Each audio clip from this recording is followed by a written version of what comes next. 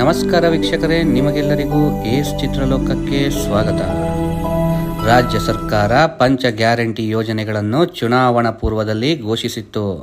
ಹಂತ ಹಂತವಾಗಿ ಸರ್ಕಾರ ರಚನೆಯಾದ ಸಂದರ್ಭದಲ್ಲಿ ಗ್ಯಾರಂಟಿ ಯೋಜನೆಗಳನ್ನು ಜಾರಿಗೊಳಿಸಲಾಗಿದ್ದು, ಪಂಚ ಗ್ಯಾರಂಟಿಗಳ ಪೈಕಿ ಗೃಹಲಕ್ಷ್ಮಿ ಯೋಜನೆಯಡಿ ಪ್ರತಿ ಮಹಿಳೆಗೆ 2,000 ಹಣ ನೀಡಲಾಗುತ್ತಿತ್ತು.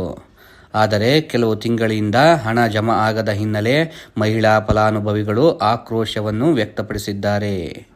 ಈ ಕುರಿತು ಪ್ರತಿಕ್ರಿಯಿಸಿರುವ ಮಹಿಳಾ ಮತ್ತು ಮಕ್ಕಳ ಕಲ್ಯಾಣ ಇಲಾಖೆ ಸಚಿವೆಯಾದ ಲಕ್ಷ್ಮೀ ಹೆಬ್ಬಾಳ್ಕರ್ ಅವರು, ಜನವರಿ, ಫೆಬ್ರವರಿ ಹಾಗೂ ಮಾರ್ಚ್ ತಿಂಗಳ ಹಣ ಬಾಕಿ ಉಳಿದಿದೆ. ಈ ಬಾಕಿ ಹಣವನ್ನು ಹಂತ ಹಂತವಾಗಿ ಮೇ ತಿಂಗಳಲ್ಲಿ ಬಿಡುಗಡೆ ಮಾಡಲಾಗುವುದು ಎಂದು ಸ್ಪಷ್ಟಪಡಿಸಿದ್ದು, ಆದಷ್ಟು ಶೀಘ್ರದಲ್ಲಿ ಹಣ ಬಿಡುಗಡೆಯಾಗಲಿದೆ ಎಂದು ತಿಳಿಸಿದ್ದಾರೆ.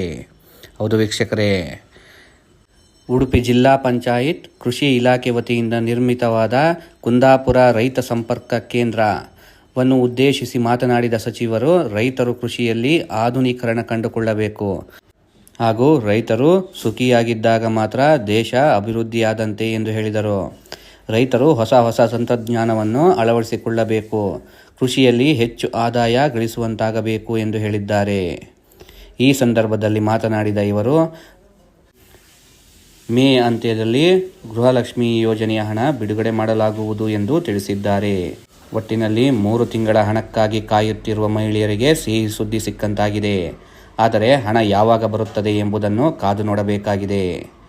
ನಿಮಗೆ ಈ ಮಾಹಿತಿ ಇಷ್ಟವಾದರೆ ವಿಡಿಯೋಗೊಂದು ಲೈಕ್ ಮಾಡಿ ಹಾಗೂ ನೀವಿನ್ನು ನಮ್ಮ ಚಾನಲ್ಗೆ ಸಬ್ಸ್ಕ್ರೈಬ್ ಮಾಡಿಕೊಂಡಿಲ್ಲ ಆದಲ್ಲಿ